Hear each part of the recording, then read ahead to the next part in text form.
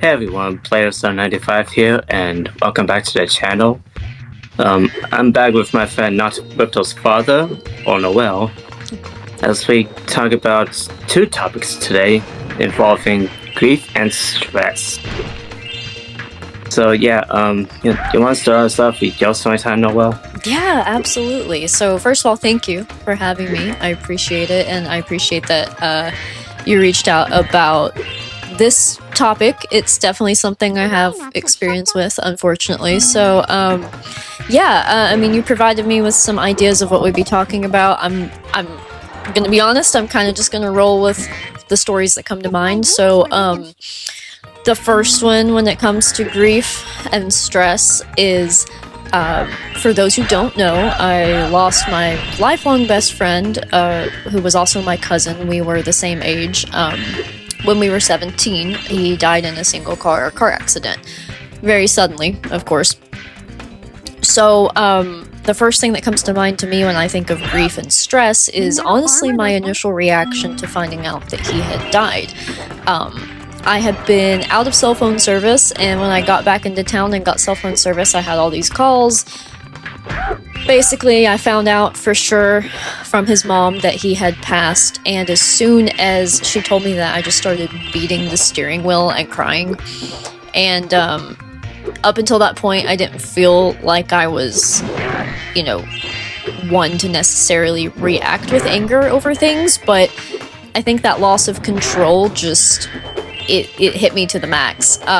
Even when I got home, I remember kicking my parents' bathtub out of frustration and hurting my foot because of it, because when you're in that state, you're not really thinking clearly, So stress was like an initial reaction for me, but it also extended beyond initially losing him. Of course, I'm sure everybody knows and has heard, whether you've experienced grief or not, that there's a lot of different up and down emotions with grief. Anger and stress being one of them, of course.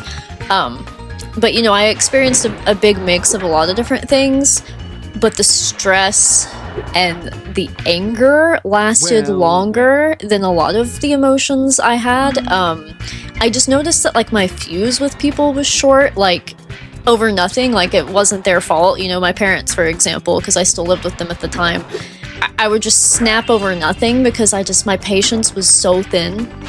I later found out that I have PTSD, not just from that situation, from other things as well, but I think that trauma, losing somebody I thought I would never lose, really pushed that over the edge with the PTSD and the anger.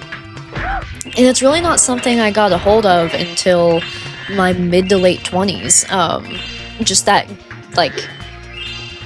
gut reaction of just getting frustrated. I mean, people would laugh at me because my temper was so short that I would actually get mad at inanimate objects. If something would fall, I would just start telling it was stupid, yelling at it, which is it's kind of funny now, but I never knew why, my temper was so short. But talking about it in therapy and working through things, it was definitely PTSD related, and I do think that grief can be a big trigger for PTSD, whether you already have it or you develop it from grief, So that's my first story, my first situation where I noticed that, and I feel bad now looking back that I snapped at people, but then I also try to have compassion for my past self and know that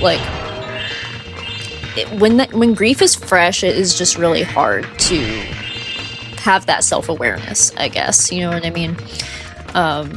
So yeah, that's my first story, my first thought. I don't want to take over, but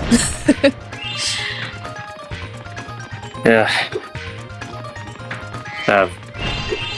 I do want to say that's pretty rough to listen to someone very close to you, especially from childhood. yeah.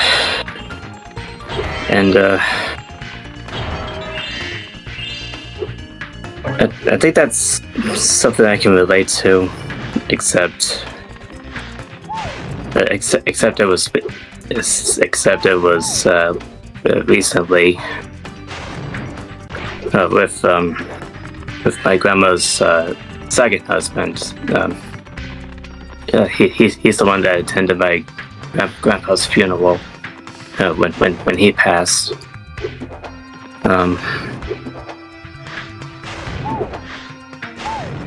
And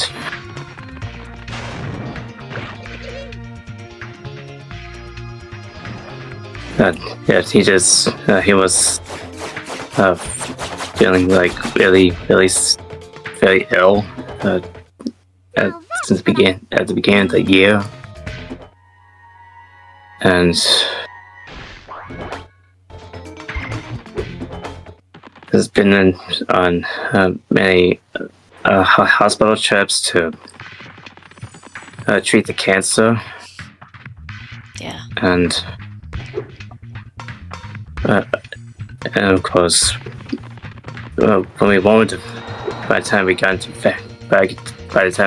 February, things were just not looking good, and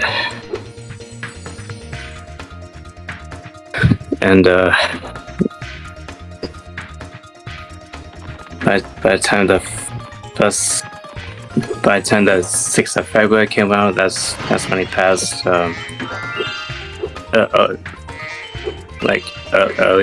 Very early in the morning.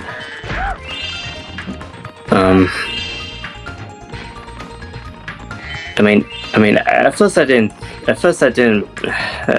accept him as my grandfather. But when he married my grandma. But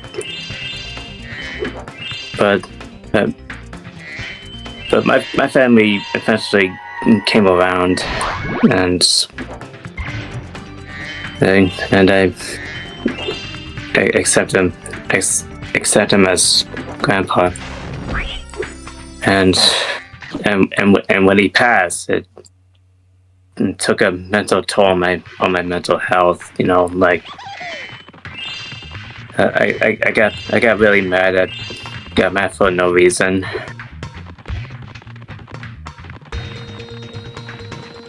And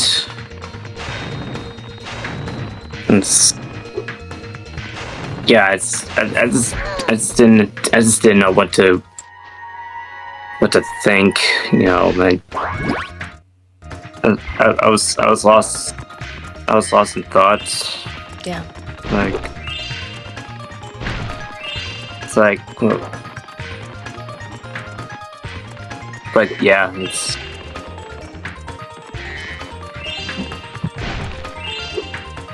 Yeah, that one I also unfortunately relate to, and I do want to say, I know we've talked offline about this as friends, but I'm very sorry that you experienced that loss, and because that is very fresh. Obviously, I mean, we're only in April now, so you're early in that grieving process still, and that's hard. That's the hardest part, really.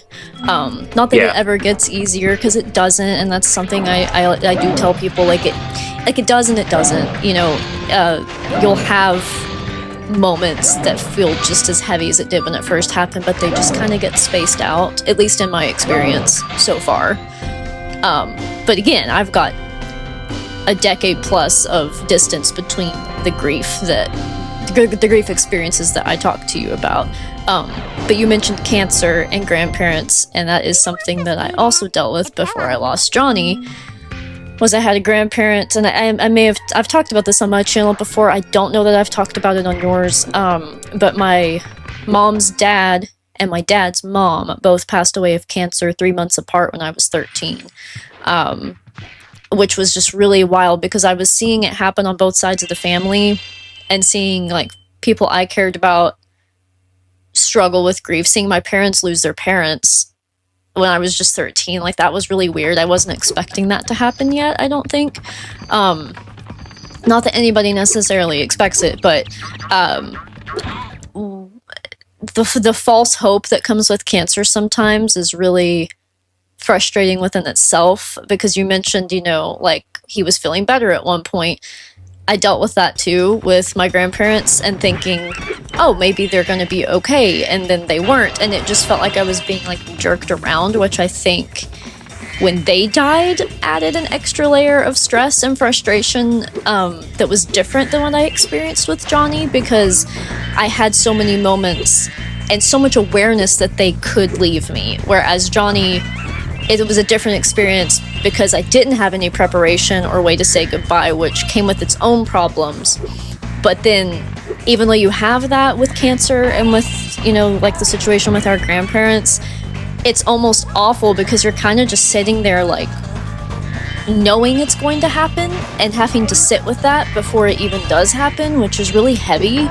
And the days leading up to it, it's just like and that's also a different type of loss of control, right? Because you're just sitting there helpless. You can't do anything to fix it for them, which is just, yeah, it gives me chills talking about it. It's just, it's so heavy and hard to watch. So, I mean, heck, I remember being very frustrated because at the time, and I guess just the way my mind worked, I really did believe that maybe they could be healed, and I prayed for that and hoped for that, and it didn't happen, and that was really heavy and frustrating afterward, because I was just like, well, why is it that some people get healed from this and get better and some people don't? And, you know, they were such great people, why did they have to go? And, you know, all those questions that we wrestle with after we lose somebody. And I know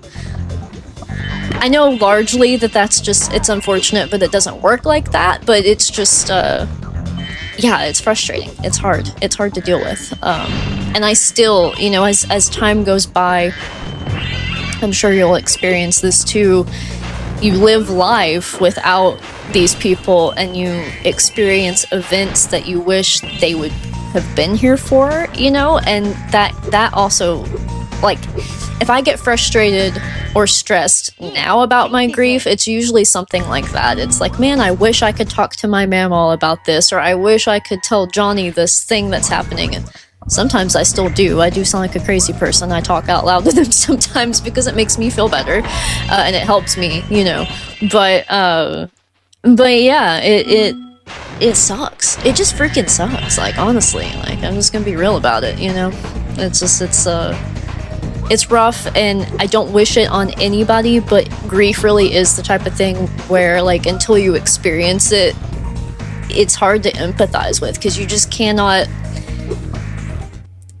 You can't figure out how people are feeling until you've been through that yourself, I think. And it's hard. It's hard to explain to people. And like I said, I think most of us do have to eventually deal with it. But I don't wish it on anybody, honestly. It's not a good time. Definitely is, and I agree. Yeah. Yeah. Now, I don't got my phone over with me right now, but one of the questions that I want to ask you is, yeah. How did you cope with grief? That is a really good question, and I have a few answers. I have the bad answers and the good answers. So, I think initially I didn't use good coping mechanisms. So, you know, when I first experienced grief in both instances, both with my grandparents when I was 13 and with Johnny when I was 17, I experienced things like my body reacts to my feelings a lot. So I lost my appetite. I was nervous all the time, had trouble sleeping, that kind of thing. So initially, I didn't cope well because my body was under so much stress that I was sick all the time. So then I just started to not want to eat, and I think I ended up being kind of malnourished and just was not taking care of myself, not because I didn't want to, but because it was just an uphill battle to even like do basic things. But positive coping mechanisms that did help me and that helped get me out of that funk.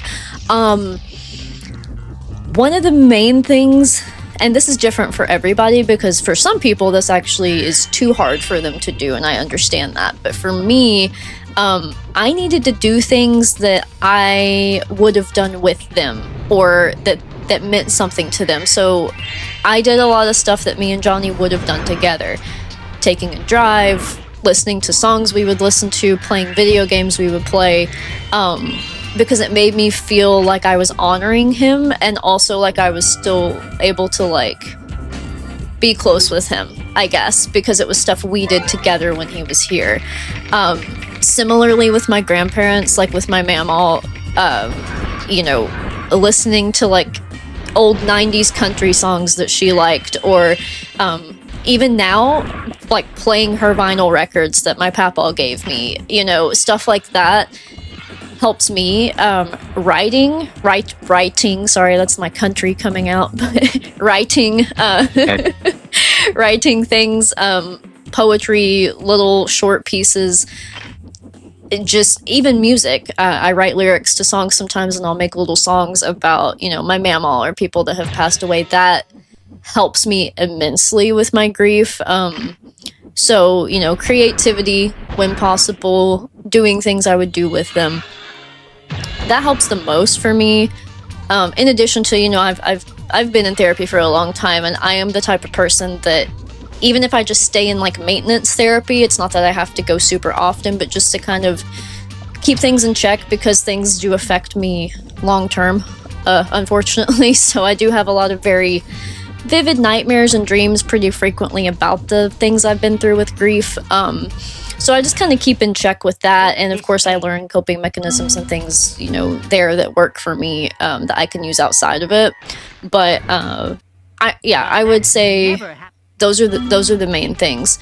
And sometimes talking to them, I don't really care. It sounds crazy, but if I'm by myself, you know, if I'm outside taking a walk or I'm in my car alone, sometimes I'll just talk it out and be like, hey, Johnny, I'm feeling this way. And, you know, I wish you were here to talk about it, but I'm going to talk at you anyway, because it makes me feel better. And to be honest with you, sometimes I get answers from that. Now, I am a spiritual person. I think it's spiritual. I think they're listening. People could argue it's psychological, but either way, it's healing. Whether it's my mind, you know, giving me a dream the next night with an answer, or it really is them, it helps me and it makes me feel better and closer to them. And like there's hope for that, you know, that opportunity to get to see them again someday. And that gives me comfort. So yeah, that's my main answer to that. I appreciate that question. That's a good one. Yeah. Are you the dragon? Yeah, I think so too. Okay, let's see. I do want to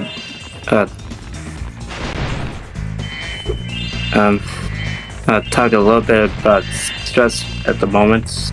Yeah. Because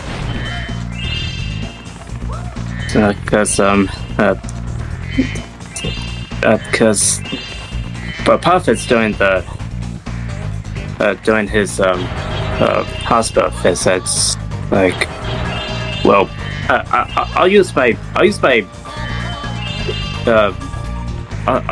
my development for the film as an example. As like I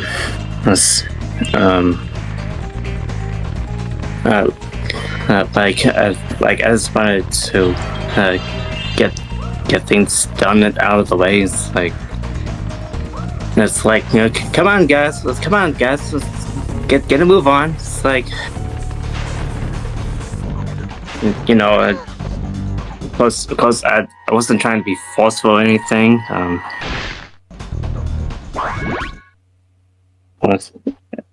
Hey, there goes it. And when he passed, it really didn't help with my stress at all. Yeah. And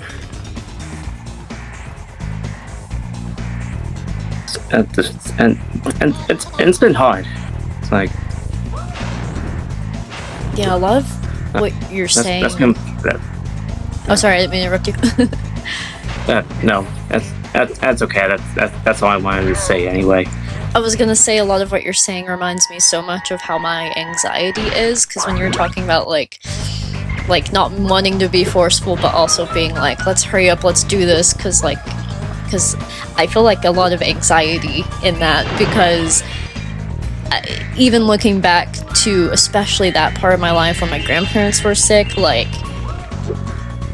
I don't know, being around it is really hard. It's really hard watching them suffer, and I remember just being so nervous that like I couldn't sit still, like I needed to be moving around, and like I would have to wear my headphones and have music in because I just needed something to kind of like set me out of that situation, because like I had to be there and I wanted to be there, but I also didn't because it was so heavy, and it's like I needed like a distraction because I was just so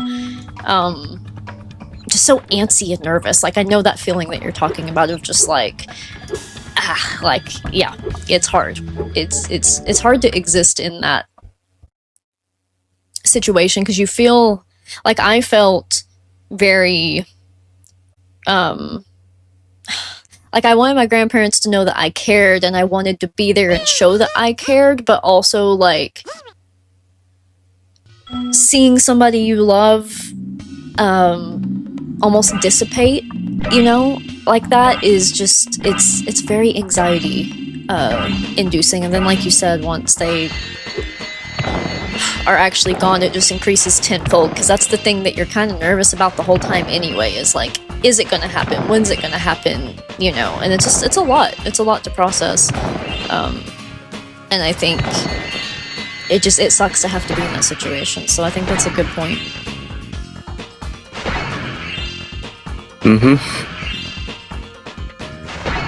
Yeah. And so this second question I've been want to ask you. I don't got my phone with me, but No, you're good. but yeah, how do you deal with stress? Dealing with stress as a whole. That is a good question, and it does have a different answer than dealing with grief. Honestly, I have to get away from the situation because I'm really bad to run my mouth when I get stressed. So, I mean, hit the mic. So, the best thing that I have done for myself and for those around me when I get stressed out is going to take a walk or like exiting the situation. Whether the situation is physical in person or it's digital, leaving that space, whatever it is, I have to get away from it and calm down before I can engage further, because it takes a lot for me to get so stressed to the point that I do snap. But when I get there, there's a lot of collateral damage if I don't get myself away from the situation. Taking a walk, and for me, listening to music and taking a walk, or listening to music and taking a drive are the two I know that sounds so basic, but like those are the things I have to do. The third thing that sometimes helps, depending on what kind of stress it is this is such a like basic stereotypical thing for me to say, but I stress clean sometimes. So I will, like, if I'm mad about something and it's not super major, it's just a minor disagreement with like someone in my family or something, I will stress clean because I need to be doing something. So whether it's like listening to music and walking, listening to music and driving, or listening to music and folding laundry, if it's just something I can like physically do, because sitting still does not do it for me. I'm not the type where I can sit still and like de-escalate my stress. I need to like move it out of me. I need to like go and do something to get it out. And once I get that energy out in that way, then whatever's bothering me, I can look at it a little bit more logically, and I can like, once I get that stress out, that stress response like out of the way, then I can kind of calm down and like have a conversation about whatever triggered it, you know what I mean, if something did trigger it. So yeah, that's my main coping mechanism for stress. If it's like anger stress, if it's like just nervous energy stress, that is a little different. I would say I am able to like do some kind of self-carry things, listen to like a calming music track of some sort, and like, you know, do, like I said, basic self-care, like stopping to take care of myself, even if it's like taking a bath. It sounds really stupid, but just something that's like not work, it's not, you know, a routine thing, it's not a responsibility, just like, okay, I gotta take care of me for a second, and that will de-escalate anxiety, stress. So I do have two different types of stress that I feel like I deal with. It's like anger, frustrated stress, and then like anxiety stress, and they kind of have different, you know, different things that work for different types. So just being aware of like my triggers helps me figure out which thing I need to do to calm down.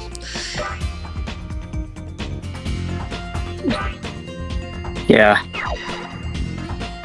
It's, as like what you said, it's like, well, for me, it's something I need to work on personally, and sometimes when you're under a lot of stress, well, for me anyway, it's hard to. It's even hard to take what people are saying as a joke. But then again, it might sound like a me poem, but I don't know. But, no, I get you. Everybody has different triggers. Everybody has different triggers in those moments too, you know? There are things that set me off that may not even bother you, and vice versa, you know what I mean, when you're in that mindset. That's why it's all the more important, like we were talking about, to just step away from it and process it and then come back to it. So yeah, so no judgment there, but yeah, I totally get you. Yeah.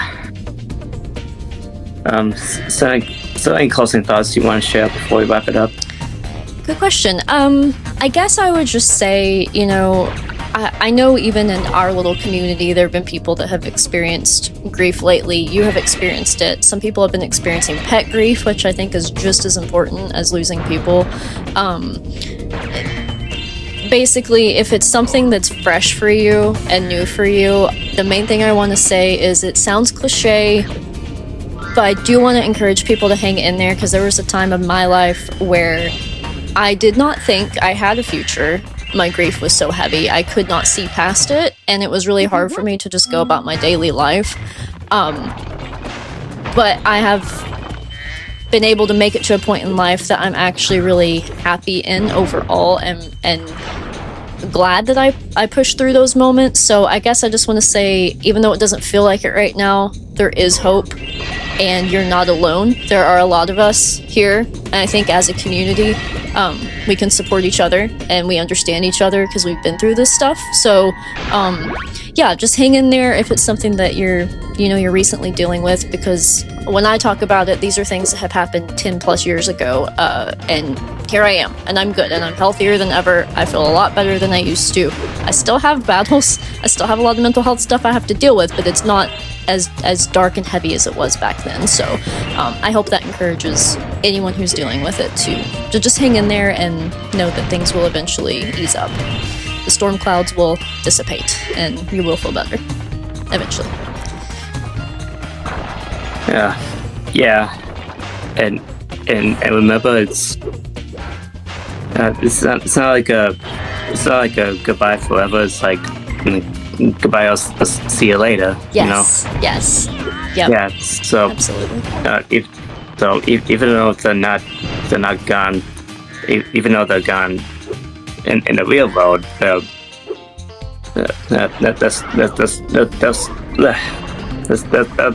still be around. Absolutely. Just My plan. whether in your hearts or watching over you. Yes, exactly. Oh, I've. Okay. That's well. Thank you again for coming onto the channel again, Noel. Absolutely. Thank you for having me. The link to our channel will be in the description below. If you want to see, if you want to check out her series on mental health, I definitely recommend it.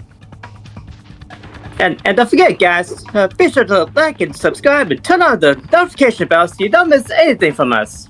What do you gotta say, Shadow? Shadow has nothing to say. I guess if you don't, the Rock King will capture you and turn you into a leaf. Shadow, the Rock King's not real. It can't hurt you. But don't. What? I want to question that, Sonic.